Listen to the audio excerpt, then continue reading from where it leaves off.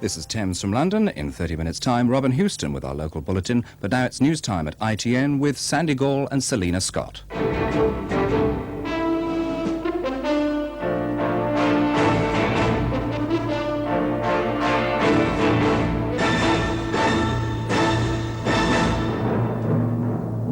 Six Britons feared dead after explosion on ore carrier. Police free Saudi girl kidnapped on way to school. Defence millions go down the drain. Lady Diana meets 007 in the flesh. The £90 million bridge opens to traffic at last.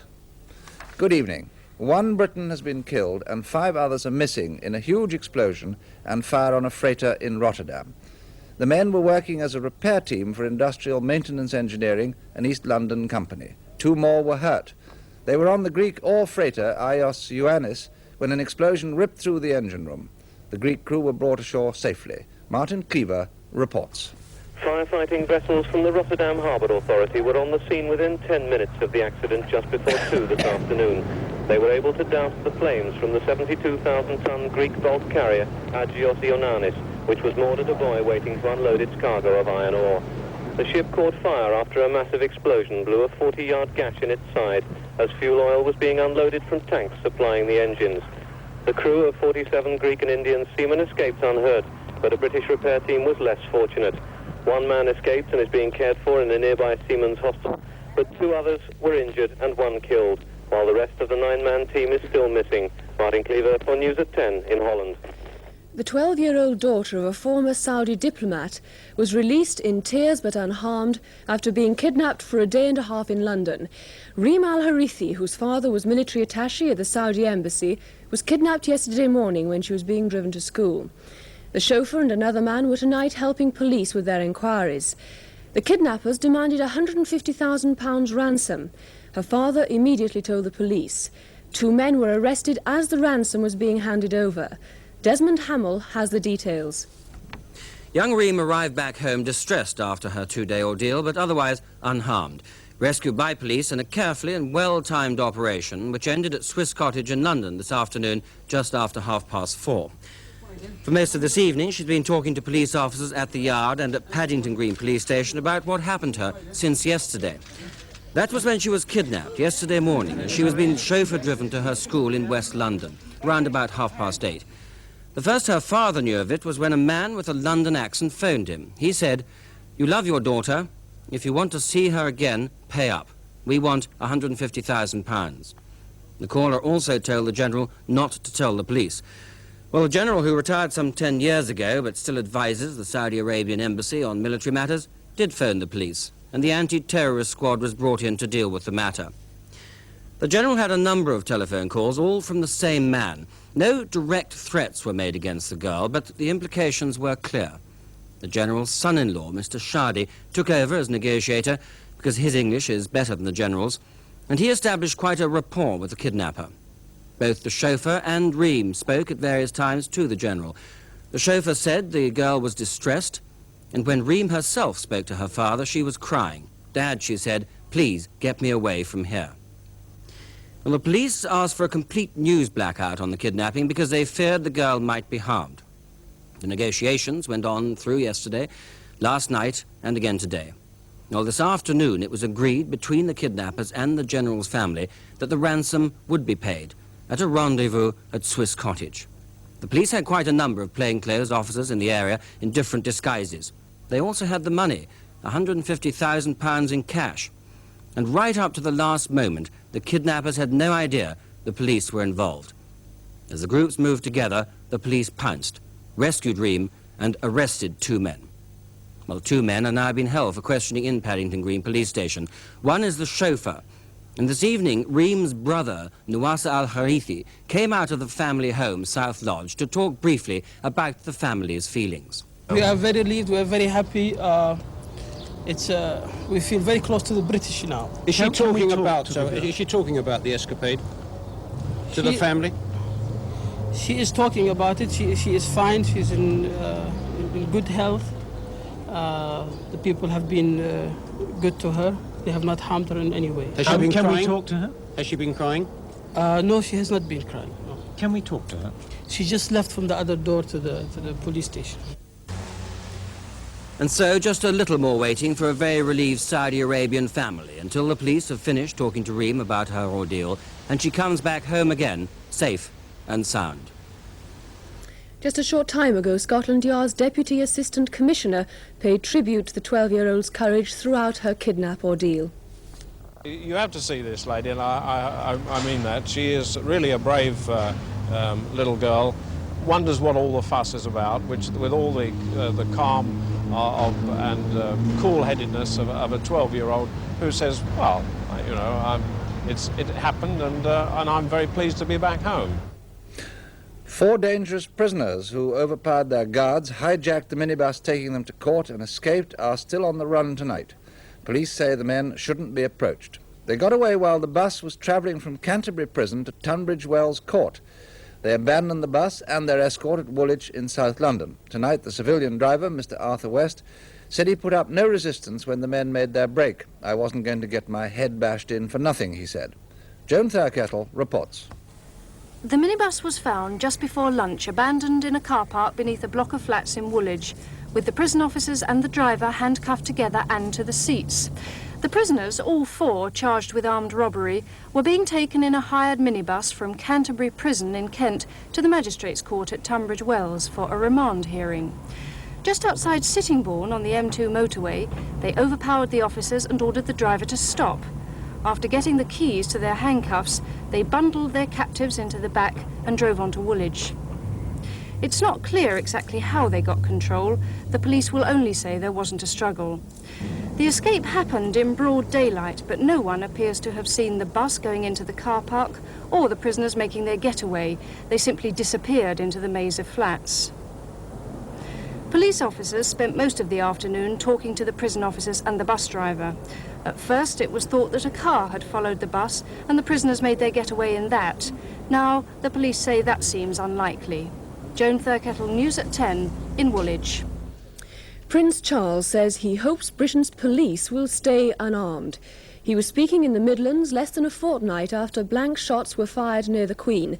The Prince said, "Long may it last in this country that we have a police force that is not armed and goes about its duty in such a splendid and friendly way." Every time he returned from an overseas visit, he said, "I thank God I'm British." Tonight, the Prince and Lady Diana were in London's West End for the royal premiere of the latest James Bond film, For Your Eyes Only. Martin Lewis was there too.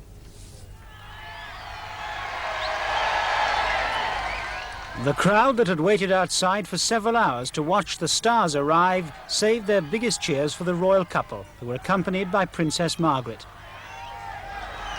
Both ladies were in red. Clearly, Lady Diana's great love of the colour is catching. Prince Charles and Lady Diana meet 007 and company. It was a publicist's dream, and no doubt Cubby Broccoli, the producer who's made millions out of the Bond films, would have signed them up if they had not been otherwise engaged. His prosperous smile was assisted by the knowledge that even without royal patronage, earlier Bond films have been seen by well over half the entire population of the world. Star of the film, Roger Moore, whose fee this time was over £1 million, presented the Prince with a solid gold digital watch, which plays the James Bond theme at the touch of a button. No excuses now for not getting to the church on time. What the debonair Mr. Roger Moore had to say to Lady Diana on this occasion remained strictly for her ears only. She had only a few quick words with 007, but as she was sitting beside him during the film, they had plenty of time for more conversation later. A posy of flowers completed the James Bond team's encounter with royalty. A glittering evening, all in aid of charity. Even the programmes cost £5, with Lady Diana, by common consent, clearly outshining the stars. You have to admit that when royalty treat themselves to an evening out in the front circle, they do it in style. Martin Lewis, News at 10, at the Odeon, Leicester Square. There'll be a special programme on tonight's royal premiere on ITV after News at 10. Prince Charles and Lady Diana are expected to make Kensington Palace their London home after their wedding next month. They'll have a newly decorated apartment including several reception rooms, a master bedroom, guest bedrooms, a nursery and living quarters for staff. Several other members of the royal family, including Princess Margaret, have apartments in the palace. The youth accused of firing blank shots near the Queen at the Trooping of the Colour ceremony is being held in solitary confinement. 17-year-old Marcus Sargent, who made another brief appearance at Bow Street Court, is being kept in a prison hospital, isolated from other prisoners. It's normal procedure when a prisoner is being kept under observation. He was remanded in custody until July the 1st. The Royal Navy frigate HMS Dido was sent to the aid of a British gas tanker which had been stopped by Algerian patrol boats off Oran. The Algerians fired rifle shots into the air to attract its attention, they said. But the 22,000-ton tanker Methane Princess later docked safely before the Dido arrived. The frigate then went back to her normal course. The Ministry of Defence has been criticised by an all-party committee of MPs for paying too much, too soon, for arms from countries like France and the United States. They say it's cost Britain millions. The ministry was also quizzed about nearly £500,000 paid into a Swiss bank account to help British arms exports. They've denied it was intended for bribes.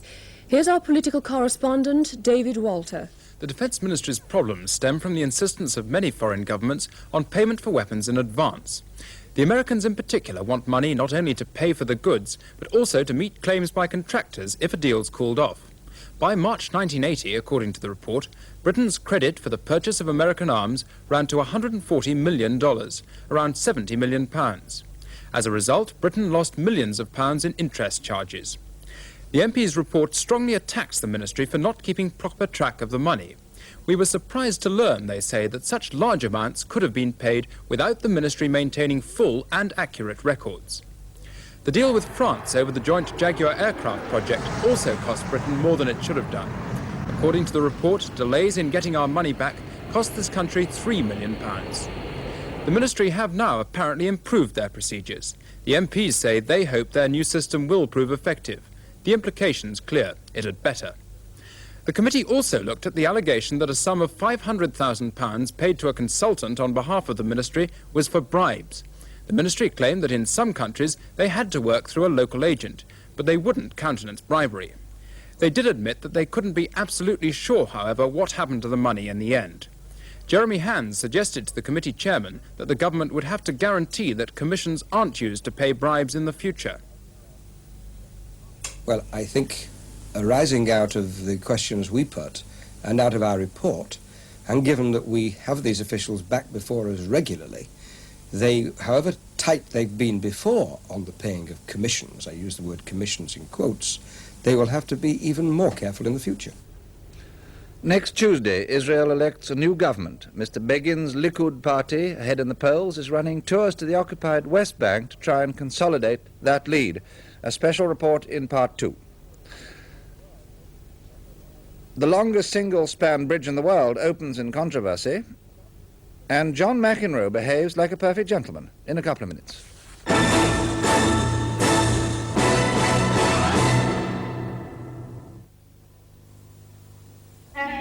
Is your hair suffering from neglect? Elsev Conditioners by L'Oreal put the beauty back in your hair. Choose the one that's right for you. Elsev Balsam to enrich dry hair. Elsev Blow Dry to protect overheated hair. Elsev Oil Free to tone up greasy hair. Elsev your hair to beauty. Elsev Conditioners by L'Oreal, because you're worth it.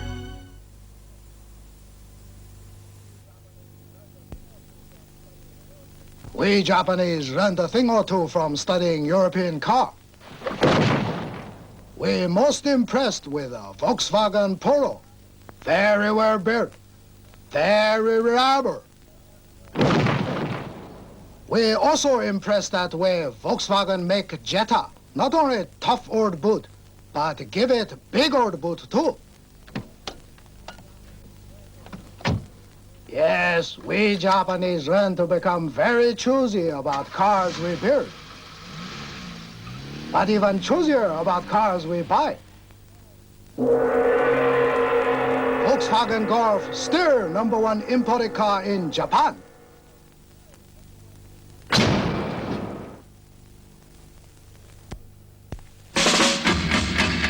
Build with a totally tropical taste. Different. Milk with a totally tropical taste. Milk with a totally tropical taste. Refreshing.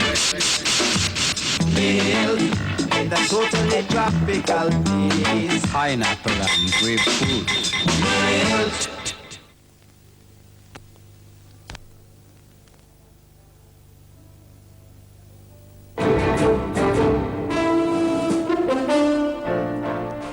Israel's former Foreign Minister Moshe Dayan has said that Israel has the ability to produce nuclear weapons quickly and will do so if the Arabs obtain nuclear bombs.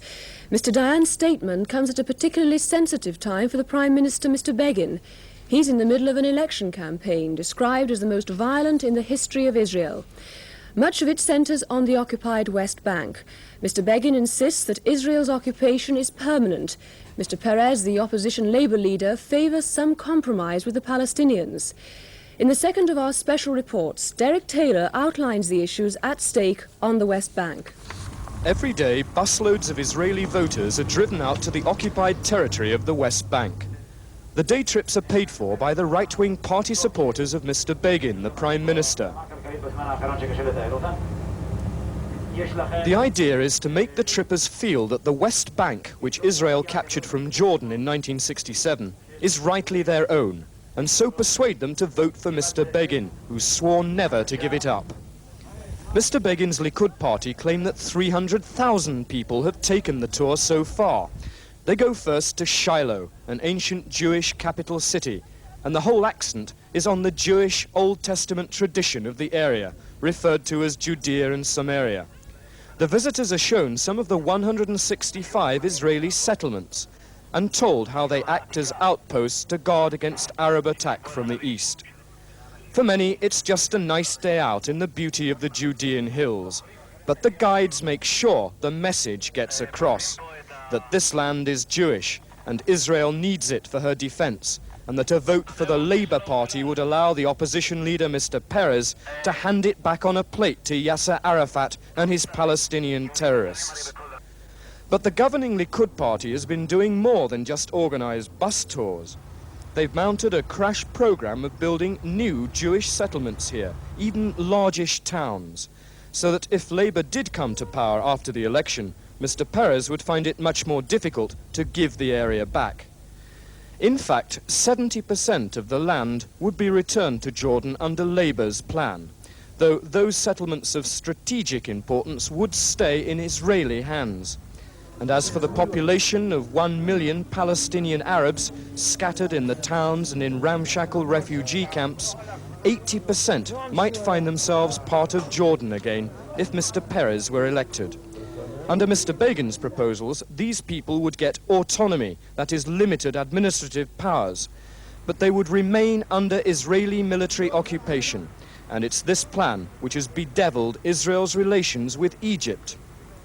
The Egyptians have made it clear that unless there's some progress towards granting independence to the 1 million Palestinians here, then the fragile peace between Israel and Egypt could be in danger, and that will be decided by the election, according to whether Mr. Begin with his hardline or Mr. Perez with his compromise wins. Derek Taylor, News at 10, on the West Bank of the Jordan. Here at home, the writ for the Warrington by-election is expected to be moved on Friday. This would make polling day Thursday, the 16th of July. More than 10 candidates are already in the race for the seat, which is a Labour stronghold. It'll be the first by-election in England for well over a year. The Employment Secretary, Mr. James Pryor, got a rowdy reception when he opened the debate on unemployment, now running at 2,680,000. Mr. Pryor said the government was extremely concerned and anxious about the figures. At one point, the left-wing Labour MP for Bolsover, Mr. Dennis Skinner, told Mr. Pryor, "You're no longer a wet, you're just a dishcloth for the Prime Minister." But Mr. Pryor, ignoring the interruption, said there was no easy or painless remedy. Our political correspondent, David Rose, was in the House. Well, this debate just didn't match up to the importance of the subject. Government speakers said theirs were the only policies, and opposition speakers criticised them without revealing many alternatives. And for the past hour, when first Mr. Foote spoke and then Mrs. Thatcher, the House has been noisy and bad-mannered. The Prime Minister was in scathing form when she rose at 9:30, Mr. Foote had asked for this debate, and she said he'd reduced it to a farce. I have never heard a more disgraceful speech in my life, she declared. Certainly Mr. Foote's speech was long on jokes but short on policy. When the economy bottomed out, a phrase of such felicity Mr. Foote thought the Chancellor must have been responsible for it, the upturn would not happen by accident. It would need government direction and government intervention. But by the end, Tory MPs were bellowing at Mr. Foote for insights into Labour's policies. So when Mrs. Thatcher closed, Labour MPs thought they had a licence to talk among themselves during her speech, and they did, with the Speaker interrupting them occasionally.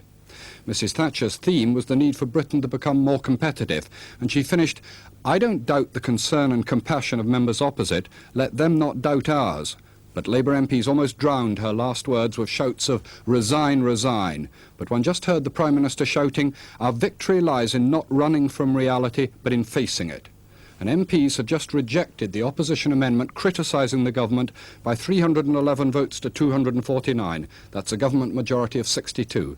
David Rose, News at 10, Westminster. A proposal which would virtually abolish the system of honours in Britain has been approved by the Labour Party's National Executive. It's likely to become party policy at Labour's conference in the autumn. The scheme would mean that there'd be no more peers, barons or knights. Instead, there'd simply be one award for conspicuous service to the community and another for gallantry.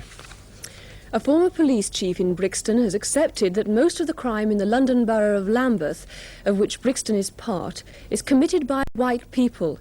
At the Scarman inquiry, Commander Leonard Adams, who left Brixton last October, was agreeing with a question put by Mr. Rudy Narayan, who's representing the Brixton Legal Defence Group.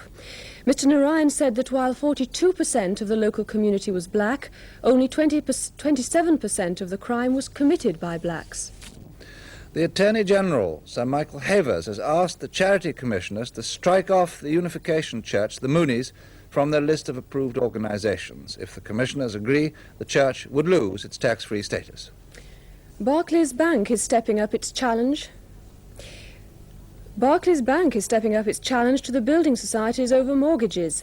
The bank's now guaranteeing a home loan after 2 years to a first-time buyer who saves at least £100 a month. The Humber Bridge, the longest and most expensive single-span suspension bridge in the world, carried its first traffic today 5 years late. The bridge links Hessel on the Yorkshire bank of the estuary with Barton on the Lincolnshire side and cost £94 million, 7 times the original estimate. Tolls are the highest in Britain, but the north and south banks of the Humber have only about 750,000 people, and the bridge doesn't look like paying for itself. Ken Rees reports. At 4,600 feet, the new link across the River Humber is a world record breaker. Critics, who call it the bridge from nowhere to nowhere, say it's broken all records for cost at £94 million. And with good motorway links to the rest of the country on both sides of the river, many locals are saying who will pay the highest tolls in Britain to use it. The Bridge Board have 60 years to repay all those millions to the government, and the first £1 fee today came from the board chairman, and he wouldn't hear of his bridge being called a white elephant. It's very easy to say things like that, but the bridge will prove itself without a doubt. And at the very worst, if we don't get the use of it that we'd like, Humberside has a luxury, and who's going to complain about that? And there were plenty today to sample the luxury crossing at £1 a time. And with headlights on and flags simply everywhere, no one was in a mood to count the cost just yet. It's great, it's magnificent. But will you use it every day? Not every day, but I'm going to use it a hell of a lot. See ya. What about the pound? Do you think that's a fair charge? Oh, very cheap. Very cheap. Worth it.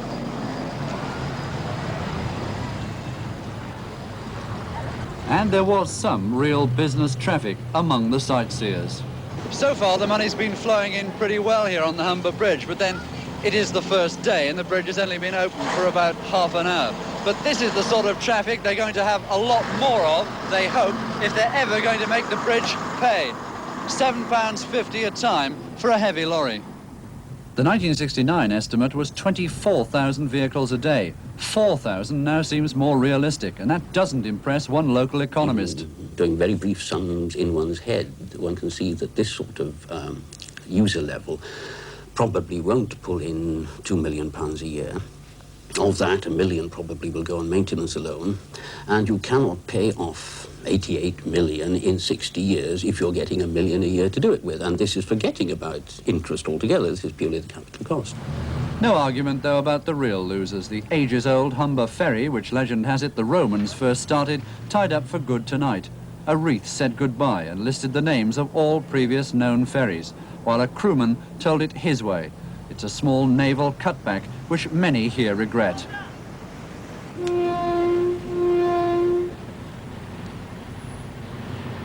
As the ferry sailed away into history, the bridge took over, still breaking records. As the first lawnmower crossed, they simply didn't know what to charge him. £1. I've been wrong. Ken Rees, News at 10, at the Humber Bridge. Tennis now. Britain's #1, Buster Mottram, is out of Wimbledon, beaten by the American Victor Amaya. But the rain beat the championships, and finally they called it a day. The big match on the centre court was between John McEnroe and the Mexican Raul Ramirez. Ian Edwards, our sports correspondent, watched the game. Following the drama of the first 2 days, the atmosphere generated by John McEnroe on centre court was as near sweetness and light as he could muster. The umpire, Bob Jenkins, went so far as to commend him for his behaviour, even though one service from Raul Ramirez was quite clearly a fault.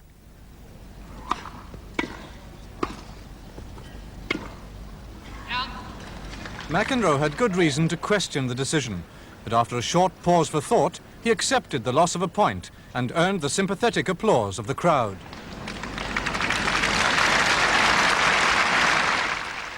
Though the match was played in a subdued mood, both he and Ramirez were occasionally able to play some tennis of the highest quality before the rain came down.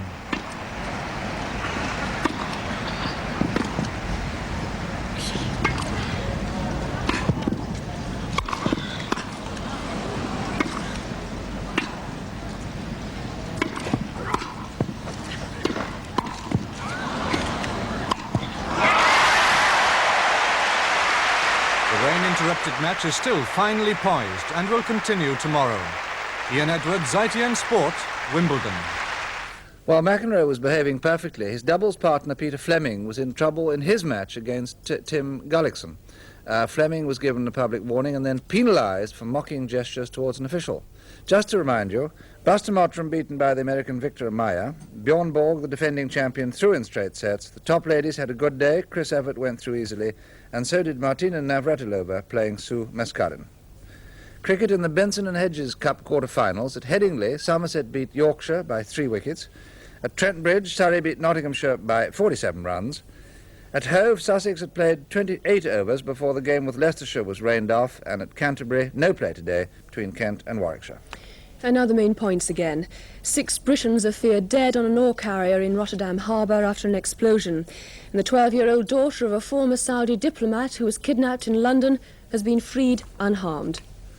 Finally, a district council in Somerset have thought up an earthy wedding present for Prince Charles and Lady Diana. Sedgemoor District Council are to give them a ton of peat worth £127 for the garden. The council think the peat produced locally will be more useful than a lot of other presents which might end up in the basement of Buckingham Palace. That's the news tonight. Good night.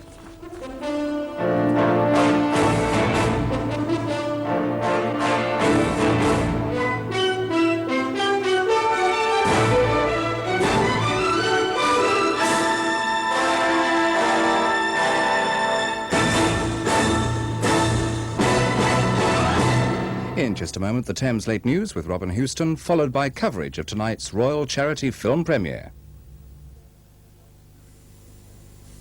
Standing in a bus queue, sitting in the traffic, letting other people find the way you go. It's time you broke away. Believe in freedom, believe in Honda. Going when you like, from door to door, your Honda bike and you. Believe in freedom, believe in Honda. Going where you like, your Honda bike and you.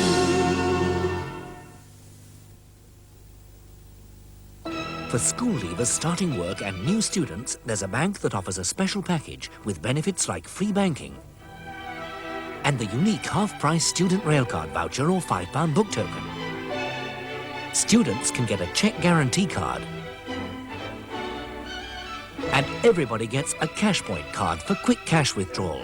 Lloyds Bank, practical help for new students and school leavers starting work at the sign of the Black Horse. For every great people, history has a purpose. The people of Romford could have invented television if they'd chosen to. Forget it, love. There's nothing on for 53 years. Romford men considered splitting the atom first. Go on. So small already, it's hardly worth the bother. They had thought of breaking the 4-minute mile. No need, John, be a bus along in a minute. No, Romford was saving itself for a greater glory. John Ball Bitter from the Romford Brewery Company. Romford's destiny fulfilled. In pints. From the edge of time, from the depths of the earth, Timex takes quartz to make a watch for a new age. The new Timex Quartz, a watch so accurate you may not have to set it again this year. Thin, sleek, and more beautiful than any watch you could ever imagine. The new Timex Quartz.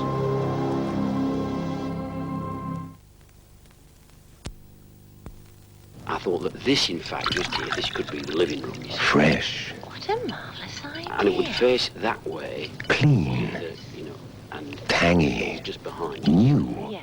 Heinz yogurt dressing. What I thought. Loved by those who are a little more daring. I've got to get planning permission.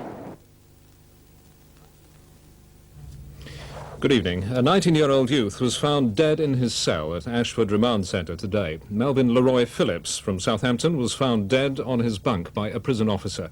Foul play isn't suspected. A post-mortem will be carried out tomorrow. A police constable has been suspended after an investigation of complaints that 2 women were sexually assaulted at a home for the mentally handicapped in Hertfordshire. Police were called in after an intruder was disturbed at Highfield House in Hemel Hempstead, a home run by the council. A former police commander told the Scarman Inquiry today that the only way to break down hostility was for the police to work with black youths. Commander Len Adams said that the police might have acted wrongly in their patrolling of Brixton and that some of the present problems might have been inherited.